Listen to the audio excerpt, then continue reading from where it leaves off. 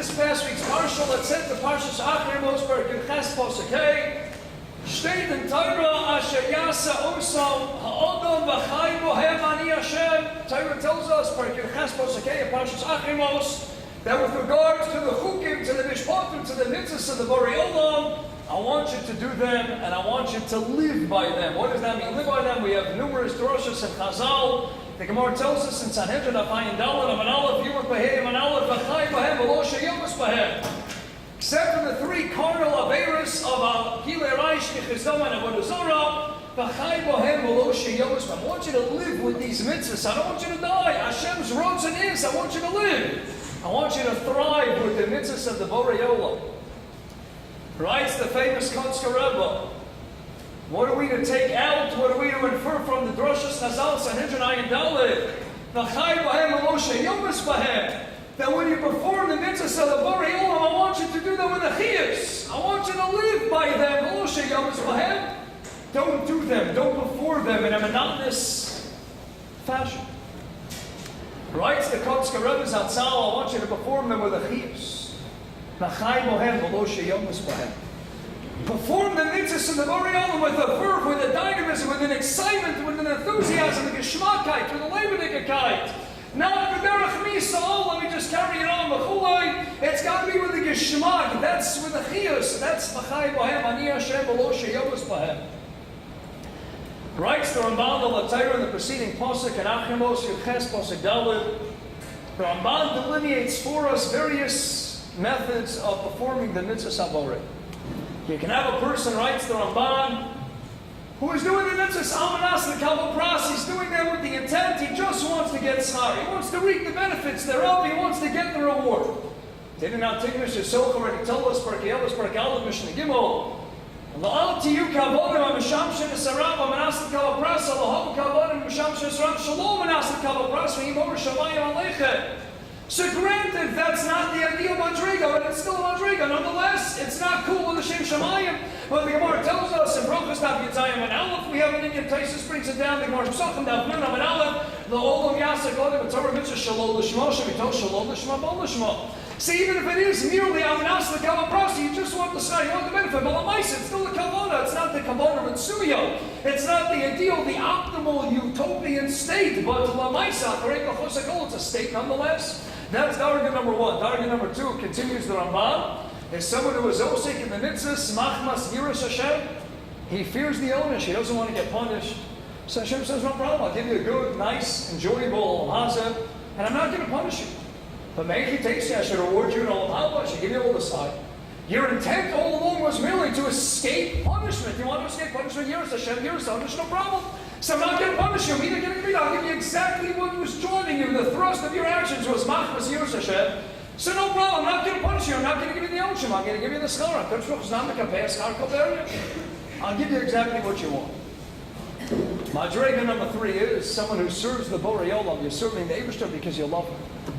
Machmas avos avorei. Not simply because you want to escape the wrath of a Kodesh Baruch Hu, you want to escape the din. It's because you love a Kodesh Baruch Hu, avos Hashem. And if you love a Kodesh Baruch Hu, it's not simply you want to escape punishment, you want to get close to a Kodesh Baruch Hu. The whole Indian of Ava is Echad, Gematria 13. Ava, Echad, Gematria 13. You want to be ma'achid yourself, you want to fuse, you want to merge with the Borei Olam. The whole Indian of Ava is, Rav Nessa, Rav Tanalio, I want to give to the Borei Olam, I want to unite it, I want to fuse. I want the synthesis of uniting with the Eivishter, Kaviyachol, Mamela. You're not just going to escape punishment. I'm going to give you a scar. No, I'm going to put you in proximity to the Borei Olam, to the Ashos Hashtina. And then you have what the Ramban delineates, and what he labels, Dargis Eliyahu B'chanoch, the bittul of the Gashmi Ad Kedei Kach, that you make null and void the material, the mundane, materialistic world around you. You're mavata l'chelak hagashmi netzah hafizi in the odom. If you're mavata, you make null and void. You subjugate the chelak hagashmi to the loftier plateau of the chelak haruchani. Then not only will I give you olam haba, but you can actually be zeicha like Eliyahu Novi and Chanoch. They were zochu shenichneshu b'chayim l'gan Eden. We have the Bryce at the end of Derech Eretz Zimta and Perek Aleph. Tishon zochu shenichneshu b'chayim l'gan Eden. 9 people actually were zochu. They went up alive into Gan Eden. A fascinating topic. And Rav Daniel Spurga's edition of the Derech Eretz Zimta, he actually has 13 based on Chazal. But in the Nusach that we have 9 people who are Zocha Shenichnusim Chayim L'Gan Eden. It's even a fascinating tshuva. These people went up alive into Gan Eden. Parenthetically, it's a big discussion. Eliyahu Navi, for example, is his wife an Aguna? Is his wife allowed to get remarried? It's a big discussion. And Rav Yosef Chaim talks about it in the Shalshus, Rav Poland, and the Chelik Sod Yishon, the Chelik Beis, and Simon Beis. Chaim Kanevsky talks about it in the Chelik and Yanim, and the Bray after the Bryce, and the Malachas HaMishkan, Rav Chana talks about it in Kohen Shiurim. What happened to Eliyahu Navi's wife? Did he die? He didn't die. He was Zocha Shenichnusim Chayim L'Gan Eden. So was his wife an Aguna? Was his wife able to get remarried? It's a fascinating discussion. It's even okay at Matan Torah. Matan Torah, we know, Parchun Shmasa, the Yidden died, and there at the Piedmont, at the base of Sinai, they died, they passed away. Hashem sent down a Tal Shal Tchiyah, he brought them back to life. He resuscitated them. Did they have to get remarried? Was there a Nita Kakesha? Was the bond severed? What about the famous Gemara Megillah? That was Einar Beis, Kamrabi B'Shakti and Rav Zera. So granted, it's up for discussion that we take the Gemara literally, that one Purim, Rabbah stood up and he shefted Rav Zera. Some of the Mepharshim take it literally. So that means Rav Zera was dead. But Boile Rachli B'Yitzi. He did David and Amelech. What about the Lisa? Look for Lisa. Is Rav Zera now still married? Does he have to get remarried to his original wife? Based on a Tashbeit, there's a whole fascinating discussion about the Indian. Akaponim, that's the highest Madrega. To serve HaKadosh Baruch Hu, not just because you're afraid of punishment. And not just because you love the Eibishter, but to serve Him. With all of you, with all of your gashmi, with every chelik of the guf, with your yadayim, your aklayim, and your mavalta lechelkei aguf, you subjugate them, you make them subservient to the higher, more elevated realms of the ruchni. Then you're zocha to be nichnas v'chein l'Gan Eden, because there is no tzad aguf, there is no need for the chibur hakever, there's no need for the decomposition of the body in the grave. L'maisa, you're makanish l'chelik hagashmi. And you made it, you transformed it to the Chelek HaRuchani. That's the highest Madrega. So the Ramban here has delineated, he sketched for us 4 varying Madregas in Avodas Hashem.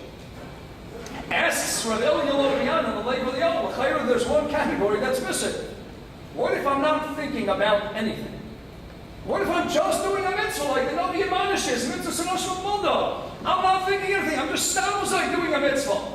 It's even a discussion by the man. What if eating the man? We know that the man was kol and accomplished therein the heavenly manna, and accomplished therein every taste imaginable to mankind. You wanted a steak dinner, a pizza dinner, whatever you wanted, you had in the man. The Chidagi writes in the name of the Tzemach Torah, the same quality was characteristic of the Be'er Shamiriam. Any drink you wanted. You wanted a water, a seltzer, orange juice, you wanted a Diet Coke, you wanted a grasshopper, whatever you wanted, it was all there. And the Be'er Shamiriam, so you can have an unbelievable Suda. If you want a piece of prime rib with a nice succulent, juicy rib steak, and you want the mushroom sauce, the white sauce, and you want a nice drink, you want a Diet Coke, you sat down, you had dinner. What if you didn't think about anything? So Chaim Kanevsky writes in Darasicha, the natural intrinsic state of the man was Kamokitz Apichis B'Bash. I still had a taste of honey, and we know honey is the sweetest thing in the world. Isaac Asimov writes in his book of facts that until they discovered sugar in the West Indies Strait in the 11th, 12th centuries, the only sweet thing in the world was honey.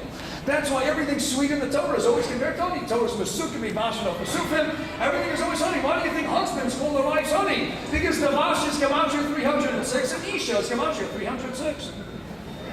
So husbands are calling it, that's the mash, it's the sweetest thing in the world, that's honey, so it has an intrinsic taste according to Chaim Kanevsky. But the Chavetz Chaim Kayaduom, when the Chavetz Chaim was asked, what happens if you're eating the man? You sit down for dinner the night and you're not thinking pizza, you're not thinking fried fish, you're not thinking a piece of steak. What if you're not thinking anything, you're just wanting the man, right? The Chavetz Chaim, it has a bland, insipid taste, no taste at all. Because you have to always be thinking. A Yid has to actively be thinking about something. Writes Rav Eliyahu Lopian in the label, what do you see, what do you infer from this Ramban? There are various madregas in Avodas Hashem and Avodas Amore. The greatest madrega, Dargas Eliyahu Hanavi B'Chanoch, you're giving it your all, every chelik of your guf. You go down the ladder, down the rungs, and what do you have? Avodas Hashem, you go down, you have Yiras HaOnesh, and then you go down to doing the mitzvahs, Stam Amanas Kamal Pras, in order to reap the benefits thereof, to get the schar. But what if you're not thinking anything? Right? It's Chavetz Chaim. It's Kilu. You didn't even do a mitzvah. It's not even on the list of the Ramban. Right? So it's not even there. Because you got to be thinking. You can't do it there. It's like a person, he's dead. He's not thinking. He's not alive. You got to always use the brain. The seat of the intellect, the moach. You have to always be using the chelik and the shoma. You got to be thinking. Chelik and machshava is mandated that it has to be involved in the mitzvah. So you do the mitzvah so much money, you're missing something. So of course, Nogea, it's germane to the whole discussion. It's a Srichas Kavana, ain't a Srichas Kavana, but I go upon him to really be a mitzvah. You got to be thinking something. Do those mitzvahs in a fashion of simcha, abigishmakayt. And when we talk about this morning the quest for an inspiring, exciting family dynamic, but that's machayev is. You got to bring excitement into the home. You got to bring enthusiasm and energy into the home. So yes, many psychologists will champion the idea of always have music in the home. Have music going on in the home. It creates an ambiance, an avira of joy. When you do Sefira the 3 weeks, acapellas and mutters and outmutter, v'chulei is acapella with music. Without getting into that discussion, v'chulei, we're not going to get into the Jewish, Rabbi Yosef, Rabbi Wasner, and Rabbi Reisman, v'chulei, Rabelski.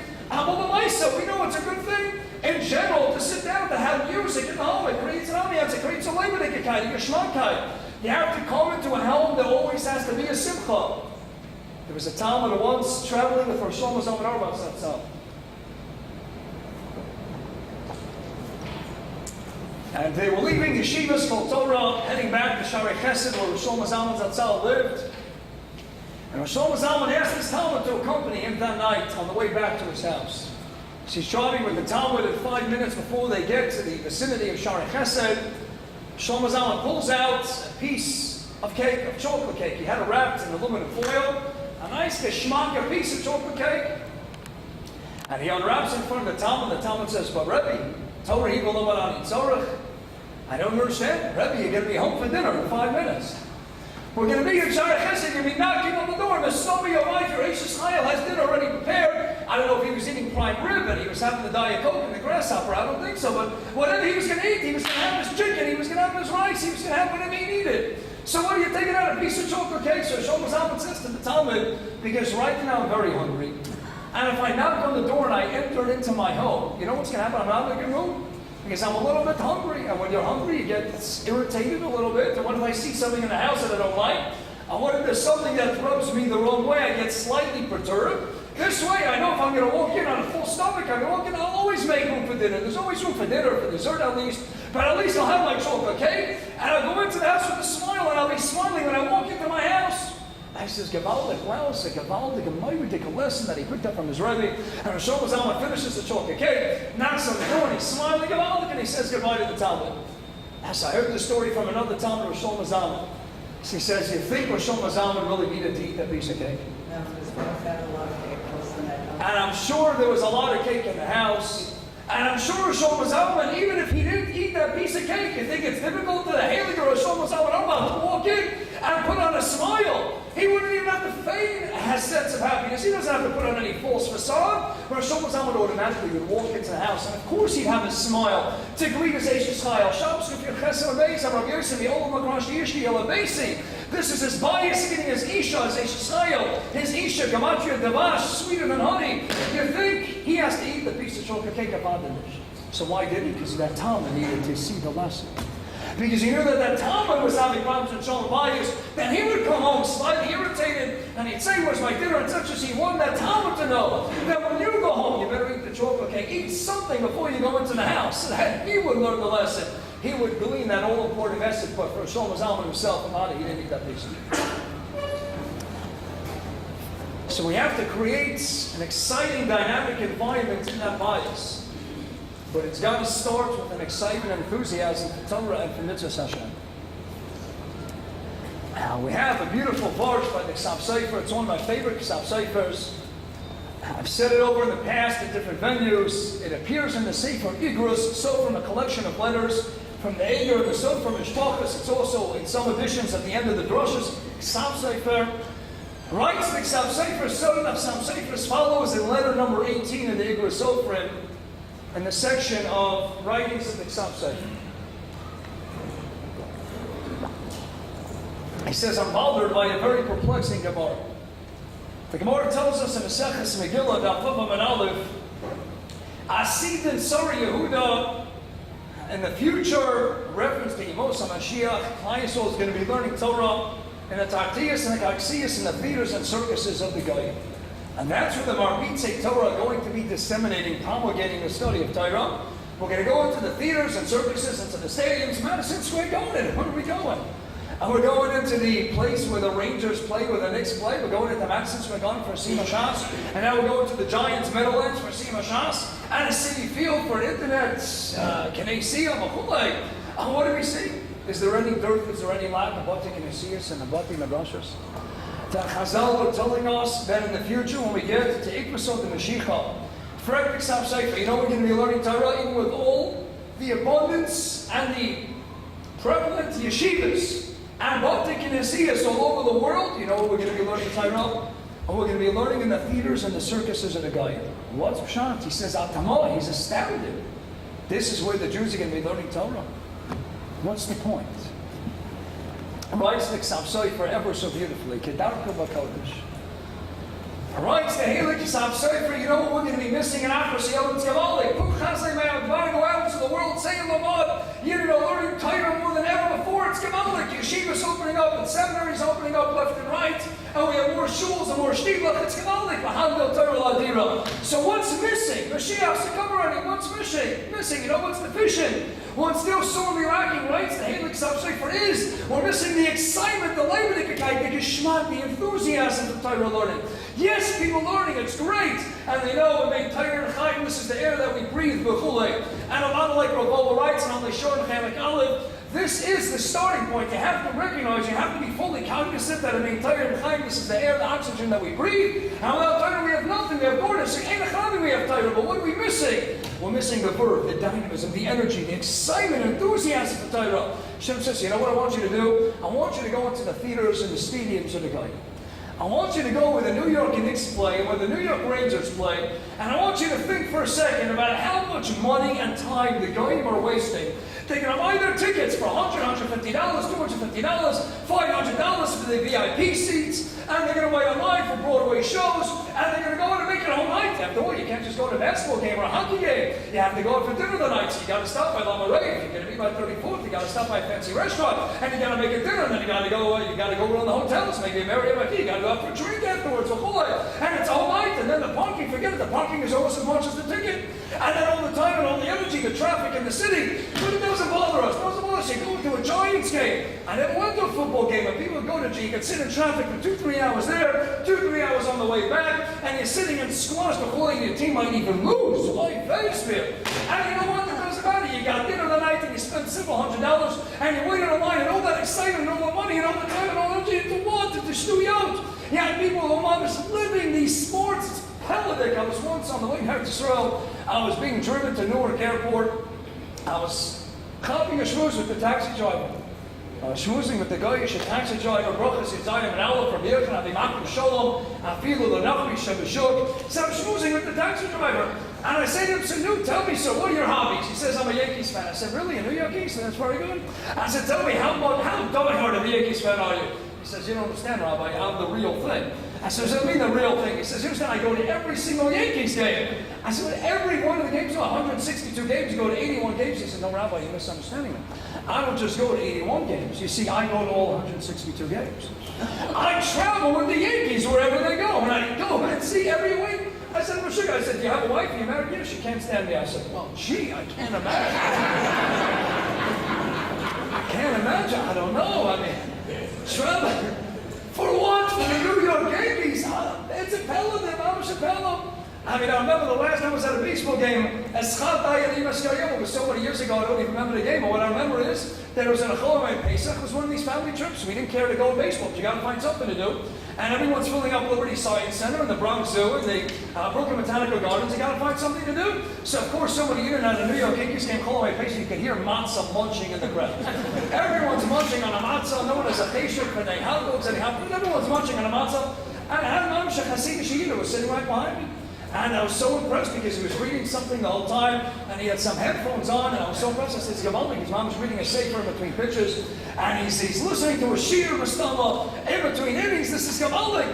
And when there was a break, I turned around and I said, Rabbi Eytan, I said, I just want to give you a grace. Yishmak, this is an amazing thing. I'm at a basketball game, and you're reading a sefer, and you're listening to a shir. This is Gavaldik. He says, don't tell me sold the cops close. This is actually one of the programs for the game, and I'm listening to the CBS play-by-play, so I don't understand that. Okay, yesh v'yesh. There's some people that mom is so into it. Something sounds safer. You see how much time and money and energy is expended for what? For baseball games, for hockey games, for Broadway shows, for the theater, for what? For studio, for Norrischkeit in the belt. Oh, maybe what makes it? Does anyone even know who won the World Series 5 years ago? Who won the Stanley Cup 3 years ago? Who might not Gamina? Well, look at the money and the time and the energy that's expended. Zotik Savsefa Achas Kamakamo. If the guy, and unfortunately some yet, but they put in such time and such money and such energy for what? For movies, for theaters, for the Ringling Brothers, Abominable Circus, to watch people being shot out of cannons, for what? And this is what they pay money for. Then Alachas Kamakama, where's our excitement for the Torah? Where's our money going? Are we willing to spend money? How many times are you shopping for Sforim in Eretz Yisrael, and you went to a guy who's barely able to eke out a living, and he sells you a set of Sforim 60 shekels. 60 shekels, you sure? 50 shekels, 55. Yeah, you can't pay 60 shekels. $100 for Lamoureux to get to the dish, and $200 for the ticket itself. That we don't even think twice about. But when it comes to buying Sforim, when it comes to going to Shira, I have to pay. The Shira's not free. What do you mean? Then all of a sudden we're watching the pennies on the, where's the Mesilas Nefesh for Torah?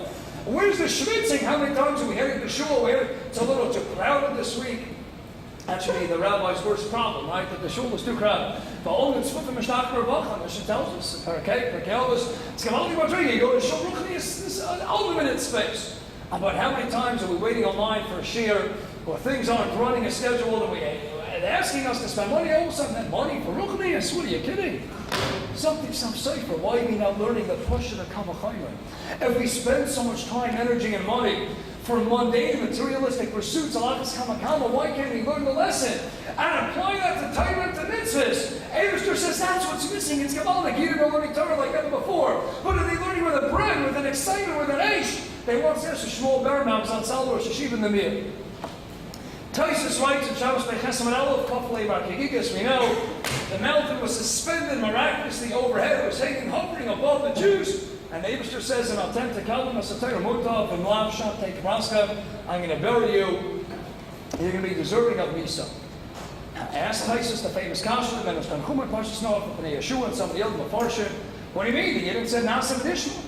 They said we'll wholly accept the Torah, willingly we'll receive the Torah, Nasim Nishma. So why the need, why the necessity for Kafalei Markegigis? Right, Taisus, because they were afraid when there was an Aish. There was an Aish on Torah, there was a fire. So the fire that surrounded Mount Har Sinai scared them and put them in a state, seized them with fear and trepidation. So Hashem was worried, so he had to be Kafalei Markegigis. They wouldn't back out at the last minute. Ask for Shmuel Bermams, I have an easy solution. Take away the fire. Give them nothing to fear, and then you don't have the necessity for Kafalei Markegigis.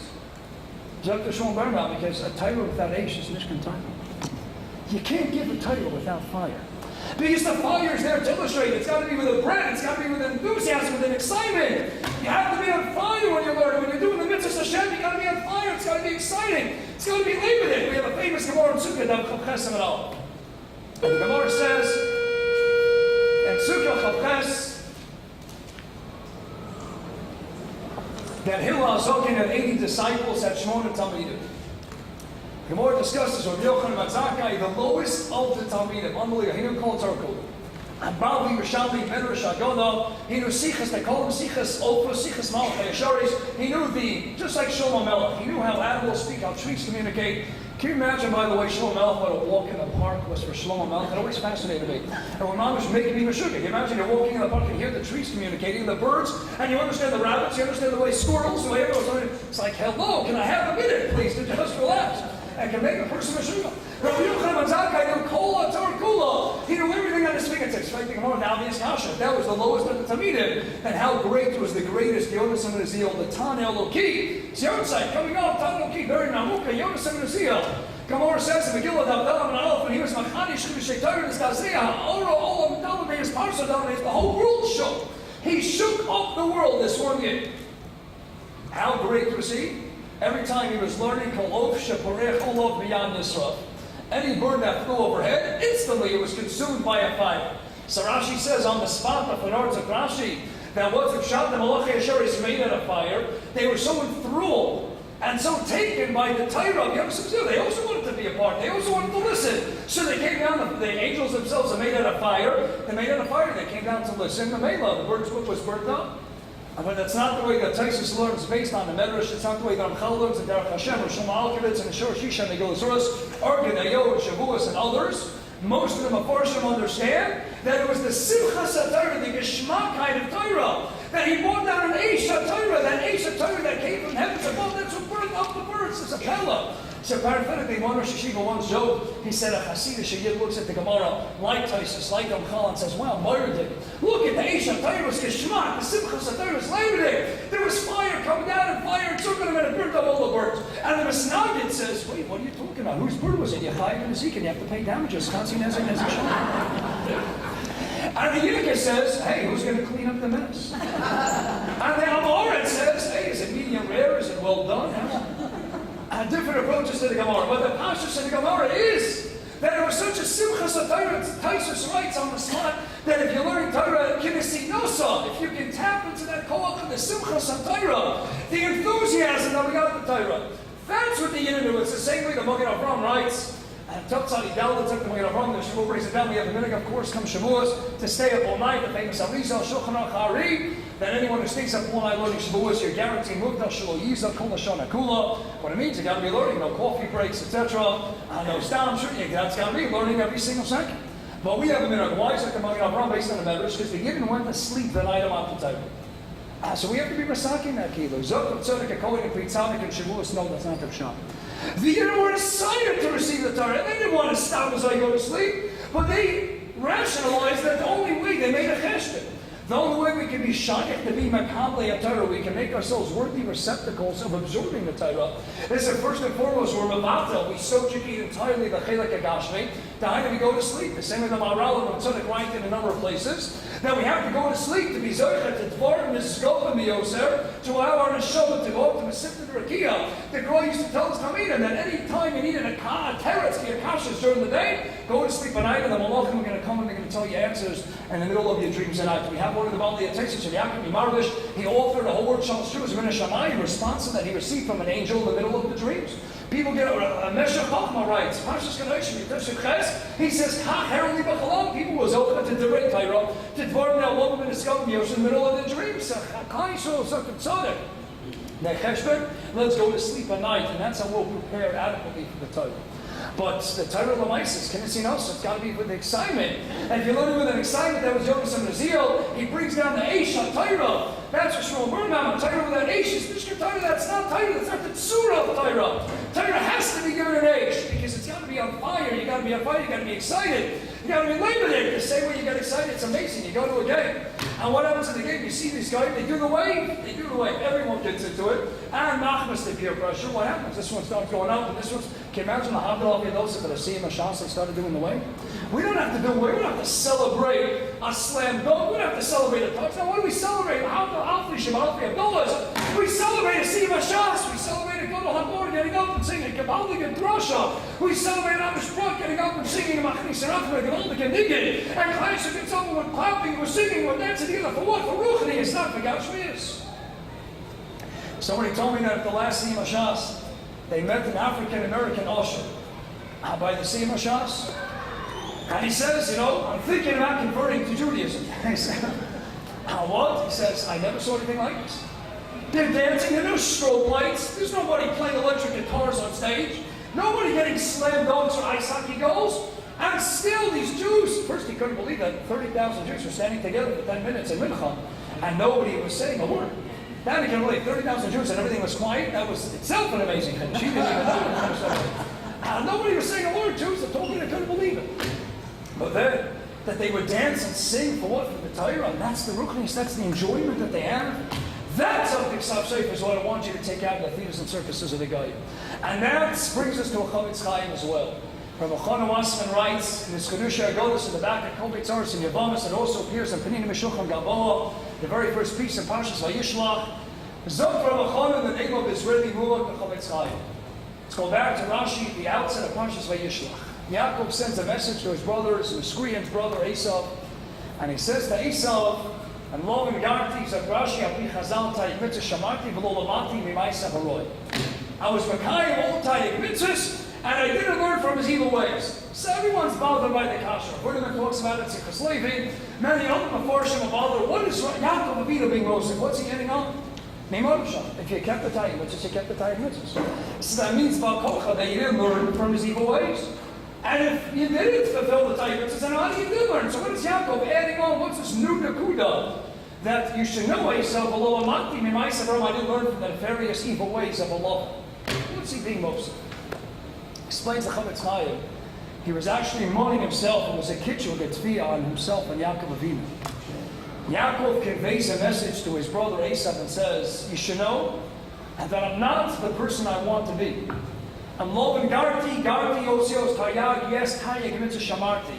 But V'lo Amati M'Ma'asav Roya, I should have learned from his evil ways. The same way that Lavan gets so excited with his duplicity and his double dealing and his secret little games and switches of Ruchel and it's such a game to him. He's so excited. And he spends money, anything for fame and fortune. And if he does all that, why couldn't I learn from him? I should have learned from his Ma'asim Aroyim. That all the energy and dynamism and enthusiasm that he puts into his Ma'asim Aroyim. I should have believed that message. I should have borrowed that message. And I should have simply put that in to my Torah, to my learning, to my Shmiras HaMitzvahs. And back to the Ksav Sefer says, and that's the explanation of the Gemara in Avodah Zarah that base on the base as well. The Gemara says Allah Subhanahu in the future Hashem's going to hold the Goyim accountable for all the atrocities and all the calamities, everything that they did vis-a-vis the Jewish people. And the nations of the world speak up and try to defend themselves. And they say to Hashem, what do you mean Hashem? We built the bridges and roads and highways and bathhouses. We did all this stuff. We did this for the Yidden. We didn't do it for us. Ask the Ksav Sefer, what are they trying to pull a fast one on the Borei Olam? Hashem Yisborach knows. Here we are, Yitzhak. He's Chokalei V'Bochim Players. He's your Be'er Machshavas B'nei Adam. Tetan Imam and Shemar Levin Al-Kumah Seyim. He knows what's going on inside their heart and mind. So what's the shot? Zok the Ksav Sefer. They're telling the Borei Olam, you're right, we did it for ourselves. But we did it in full view of the Jewish people. That the Yidden should see how much time and how much money and how much energy that we expend. For what? For a World Trade Center, for an Empire State Building. For what now is going to be the tallest building. Look how much money and time and energy. You're right, we did it for us. But we did it simultaneously in full view of the Jewish people that they should learn and say, hey, if we, the Goyim, are spending so much time, so much blood, sweat, and guts to see this nefesh for this, then why did the Jews learn from us? Borrow from our model and take the same time, energy, and money and put it into Torah, to spreading Yiddishkeit, and to Kira B'Cholkin, and to Genesias, the Shem Shamayim. Why did the Yidden learn the lesson? That's what we're supposed to take out of learning Torah law, Salobo, in the theaters and stadiums and circuses and the Goyim. That's what Yaakov should have borrowed. We got to take that excitement. Zot the Brisker Rav. And the Chedushah, Grizz, and Tanakh, and Aganata, the very last shtickle in Os Reish Chabeis, writes the Brisker Rav based on the Gra.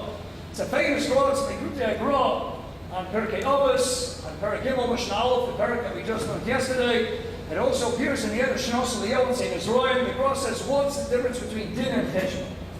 Din is that Allah Hashem's going to hold us accountable for all the Averos, all the sins, and evil, and iniquities that we perpetrate. I said, what's the Cheshbon? Cheshbon is Hashem Yisbar Kaviyachol makes a calculation. How many mitzvahs could we have been doing during that time? It's one thing that you did a Ma'aseh Avera, but you know how many mitzvahs you could have done in that moment in time? You were doing a Ma'aseh, your parents asked you for something, and you went, and you closed yourself off. And you did it to bring your mother a cup of water. What'd you do? You went to the bedroom instead, and you played a game, whatever, and you did something. You're going to get punished, not only for not doing the mitzvah, but you're going to punish, you could have done a mitzvah at the same time. Zok the Brisker Rav. So why is Cheshbon only related to Din? Anytime I'm not doing a mitzvah, Hashem should love me for not doing a mitzvah. Zok the Brisker Rav. Because sometimes, you know what, the Yid needs to chill, you needs to relax a little bit. And you're not in the mood to do a mitzvah, to do an Aveira. You just need to relax and need to unwind. Hashem takes that into account as well. There's a time. There's a time they have to just sit idle because you need to chill, you need to relax, you need to unwind. But when you do a Ma'aseh Aveira, and Hashem says, what are you going to tell me? You needed to relax, but you did the Ma'aseh Aveira, that means you had enough energy, you had enough time and energy and money to do the Ma'aseh Aveira. That's when I'm going to love you. That's when there's going to be a tviyah. If you were able to do the ma'aseh, why couldn't you channel and direct the same energy after a ma'aseh mitzvah? That's going to be the problem. That's the kitchen of the loss. What is incumbent upon us? We have to bring that excitement, enthusiasm that we have for everything else in the world. We have to bring that into our home. Yes, music might help. Yes, smiles always help. But it's got to be that it's got to be a Leibniz an exciting and inspirational Shabbos, inspirational Yom Tov. It's got to be Geshmak Yom Tov. It's got to be Leibniz. And how do you make it Geshmak? How do you make it Leibniz? That's not just about Zmira Shabbos, which certainly is conducive to such an environment. That's not only about the Great Torah, which is certainly incredibly beneficial to fostering such a Geshmak Leibniz environment, but it's got to be with a burden, it's got to be with a fire, with an excitement, and it's got to be when the children and all of you see that everyone is involved. It's a whole full sensory experience. Now when you're doing Shabbos, Kilu, you're keeping Shabbos, when you're keeping Yom Tov, all of you is going into it. Every ounce of your compass. You're giving it all you got. Same way we go into davening in the morning. A person goes into davening, but before he gets up in the morning, says, I got to check my emails. I got to check my emails. I was speaking with some Malabatim on a Friday night, and this one tells me he's got to check his phone messages, he's got to check his emails, he's so addicted to the emails. He's got to check the account before, he's got to check his BlackBerry before he gets up in the morning. How do you do that? The Gemara tells us the Prophet how do you eat? How do you do things before davening? What's it comparable to? Listen to a beautiful mashal of Shimshon Pinkus. Shimshon Pinkus once explained in a shir about tefillah that sometimes people asked him, why is it that they went into davening that morning and they tried their utmost, but they just couldn't concentrate. They couldn't get their panosa, they couldn't get the lagni out of their mind. Sometimes we go into davening, we try, like Chaim Volozhin advises in Sharbez and Shachayim Espashas Agashmi. We want to leave this world behind. It's like one of our brothers on the base of the base. Chasim Harishonim Hayishon Shachas Lefnei Atfilah doing what? His Espashas Agashmi, leaving the world of the mundane and the physical behind them. But sometimes it's very difficult. You know, there's a famous joke about two Yidden. Reuben goes over to Shimon. He says, Shimon, he says, I'm telling you, I know how to read people's mind. I woke up this morning and I'm able to, I got this psychic ability. I can actually read people's minds. He says, yeah, I don't believe you. He says, Reuben, come to me. We're going to go to Shabbos this morning, down in a really quick Shemon Esrei, and I want you to look around and tell me what everybody's thinking. So he brings him to a shul, to a shtiebel that morning, and he says, okay, Reuben, you finished with Esrei? Yeah, I did. Okay, we done quickly this morning. Okay, Reuben, tell me, what's he thinking about? Oh, wow, that guy's thinking he's got to get up really early the next morning. He's got an important surgery at 5 o'clock in the morning, and then he's got another appointment with somebody later on, and then he's got the medical buildings open. He says, that's really good. That's Steve. He's a surgeon. That's really impressive, Reuben. He takes it to the next guy. And he says, what about that? He says, oh, that guy has a litigation. He's got to be in court and this afternoon at this and this time. He's got to represent this and this client. He says, that's really impressive. He says, that's Yehuda. Yeah, he's a lawyer. That's really good, Reuben. And what about that guy? And Reuben looks into the corner. And there's Yaakov in the corner, and he's shuckling by the Kodesh. He's mamish by the Mishrach, and he's schwitzing away. And he's like, Rabbi Akiva, you find him in one corner, the next thing he ends up in the other corner. And he's shuckling away. It's like he's mamish schwitzing. And he looks at me and he says, well, what a holy Yid you have in your tzibur. He's thinking about Tanakh and Rebbe Kiveigers, and about some Seifers, and about the Gemaras. It's Mardik. What a choshev Yid. He says, hey, that's Yaakov. He owns the local farm store.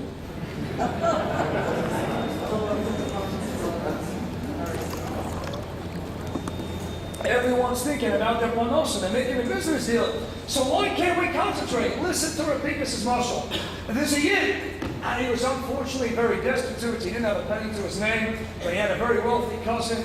And one day this cousin was making a chasana, and he was so excited because he never had a good meal, but he knew what this chasana was going to be at the Waldorf Astoria, an elaborate, expensive banquet. And he says, you know what, this is going to be geschmack. I'm going to get the 7-course meal, one of the most fancy and expensive hotels in the city. So I'm going to fast the entire day. And this way when I go, I'll be able to really enjoy the smorgasbord, right? How much can you eat? Smorgasbord, unbelievable.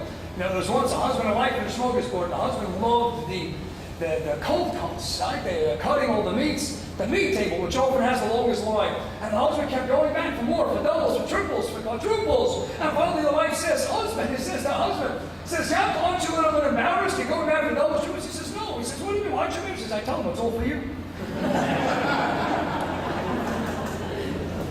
The old excuse, so much on the plate, oh, it's all for my wife. Yeah, she's going to Wife doesn't touch him. So he's getting excited. There's a geschmack, board coming up, and it's going to be followed by an elaborate banquet, 7-course meal. So he says, I'm going to starve the whole day. Meanwhile, he looks in his mail, and he never got the invitation. He says, oh, they must have mailed it to the wrong address, and they forgot to send it. I know it's my first cousin. Assuming he's going to invite me. So what does he do? He waits. Someone's going to knock on his door in the morning. The morning goes by, nobody knocked on his door. Meanwhile, he's fasting. He's getting mighty hungry. And his mouth was watering the whole day already. He's whetting the appetite. He's savoring the moment when he gets to plunge head first into that board. And then the Viennese table, mamish the mark of a pot dish. Who has room for dessert? I've been at a Viennese table. And he's getting so excited. He's dancing for joy. But the morning went by. Nobody invited him. And the afternoon hours start coming along. And again, nobody invites him. And Yaakov's getting very worried. His cousin didn't invite him. And finally, it's already 5 o'clock. The chassan is destined to start at 5:30. And Yaakov, nobody knocked on the door. No invitation came his way. And he's already starting 5 o'clock in the afternoon. He has no choice. He goes into his refrigerator. And all he's got is an onion. All he's got is an onion. But what's he going to do? He's mamish starving. So he takes out the raw onion. And he cuts it into pieces. And he starts eating the onion piece by piece. When he finishes the onion, and he has onion breath at inch come over. And he finishes that onion, all of a sudden there's a knock on the door. At 5:29, Yaakov, the chassan is starting in a minute. Aren't you there? What do you mean? Nobody? Of course you're invited. Your first cousin, get to the chassan right away. And he runs to the chassan, and he's there at 5:30. Before the crowds come, crowds aren't coming for half hour. He's got the shmur gold to himself. And he runs around, he's got the big table, he's got the doubles and the triples, and he piles up the eggplant and the sushi. He's got everything, the fish plate and the meat plate. The 17 plates, nobody ever eats it, but it's got to be there. I got to know that it's there. And he's got it on the table, and he starts to eat, but all of a sudden he doesn't enjoy anything because he's filled with the taste of raw onion in his mouth. And everything he puts into his mouth tastes like a raw onion. And he doesn't enjoy the best meal of his entire life. Zoktu Shmishan Pinkis. A guy who starts out his morning, first he's got to check his phone messages, and then he's got to check his emails. And then he's thinking about this. He's got to read the New York Times or Wall Street Journal. He's got to check the stock quotes. Then that means you weren't into davening. That means something else came into your mind. Everything else that now comes into your mind, derech and tefillah, is now going to be stained by that New York Times, stained by those emails. It's going to taste like that onion as well. Because you weren't shakua. Wasn't all of you into it. You know what children need to see? You know what a family needs to see for an inspiring, exciting family dynamic? That when we do mitzvahs in the house, it's not just, yes, you have to do it with an excitement. It's got to be that all of us is involved. And we're doing it all of us together with a geschmackheit, with a leibdigkeit. And we're all there together. It's not only by tefillah, it's the same way in our learning. The Gemara tells us in Shabbos, that Dilma and Aleph, Keshakai Rebbe behind a Sefta, Aleph Tashayli b'Mesefta, Achrita Dilma Lamedatei. When Rabbi Nasi, the fame, the illustrious, all through the entire canonization of the Mishnaic teachings, he told us what? He told us that when he's learning a Masefta, you can't ask him a question and know the Masefta because Dilma Lamedatei, he's not holding it on Masefta. Ask all the Rishonim, does that make any sense? Rabbi Nasi, he's going to pen the entire Shisha City Mishnah. When he's learning Masechet Suvas, you can't ask him a question of Masechet Shabbos because he might not be holding what's Pshat. Ma Peshan Barik. Explain the Rishonim because he was so shakul the Gamri. When he was holding Masechet Suvas, there was nothing else on his radar screen. Every ounce of his energy, his call was there. There was nothing else in the world going on. But how many people can say that? There's a famous story of a man. He came home to his house one night and he saw that his Gemara Bava Metzia from his Chosim Shas was missing. And he turns to his wife and he says, honey, where's my Gemara Bava Metzia? She says, look, I'm not learning Gemara. I don't know where it is. He must have mistaken. He said, I haven't learned Bava Metzia in years. Who took my Bava Metzia? They can't figure it out. All of a sudden, the next day, the African-American maid comes in with this big Talmud Gemara Bava Metzia. And they look astounded and they say to the housekeeper, and they say, excuse me, what are you doing with this? He says, well, my husband's been suffering terribly from insomnia. And every time I see a husband sits down at the table at night and he opens up this big Gemara, this big Talmud, all of a sudden he falls asleep right away. I think, my husband took it, he opened it up, but he didn't do anything for him. So we bring it up. Kishakai Rebbe behind Masefta, Al Tashayli b'Masefta, Achrita Dilma Lamedatei. When he was hosting, he was learning what Masefta, there's nothing else on his radar screen. He was so shakul the Gabi, right? So put him on Paki Yitzhak and Shavuos Samayim test. That's a lesson for learning, that's a lesson for life, for Shmir Samitzis, that we're doing that mitzvah, all of us are all into it. It's the same thing about a person who goes on a trip. So Mordechai Miller writes in his Yom Tov Shiurim on Shavuos. You think about the success of the British theater. You think about Disney World. What's the whole success of a Disney or a British theater?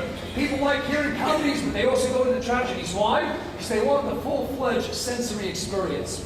Because you go to a Disney, you want to go on the scary rides, you want to go on the It's a Small World, you want the full-fledged Adventureland and Fantasyland, because to feel real, to feel genuine, it's got to be all of you. And all of you goes and taps you on to go through the cathartic process of all the thrills and all the scares and all the enjoyments, and you package it all together. That's what makes a real year.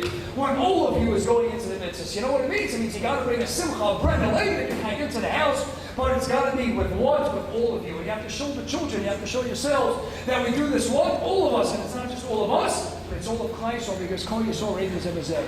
A person wants an exciting Shabbos table. You want an exciting Yom Tov table. Bring in guests of all variegated backgrounds, all diverse backgrounds and educational, religious levels. Bring them all in, all the colors, all the different yarmulkes, all the different clothing. And your Shabbos Yom Tov table is always going to be exciting. It's always going to be inspiring. It'll be a different Shabbos every week, a different Yom Tov every Yom Tov. But you got to put all of you into the experience, and it's got to be with a smile and a labor, kind of a simcha. You're upset, you're irritated. Keep that out of the house. Always keep that out of the house. Don't share bad news with the spouse. Don't bring bad news into the house. It stays out of the house. The exciting family dynamic can only be achieved. The ikvus on the heels of what? It's got to be walking in with a smile, with the excitement, but that excitement has to be directed and channeled to Torah, to Yiddishkeit, to mitzvahs, with a bread, with an excitement, that brings all the unit from Klal Yisrael to say we're going to share the experience and share this excitement of Simchas HaTorah, because if we love it so much and we live it so much, how can you keep it all to yourself? Like Rabbi Eytan Feiner writes in Lekatzichas Musar, if you're an Emes Eved Hashem, you want nothing more but to give the Eibishter the nachas ruach of sharing the Simchas HaChayim that can only be achieved derech the Simchas HaTorah. Share the excitement from Torah mitzvah, share with all the Yidden, with all the Klal Yisrael. Bring them into your family, into your home, and let's change the world. Aviyas Kol Tzedek Mehiri Yameinu with an excitement and enthusiasm like never before.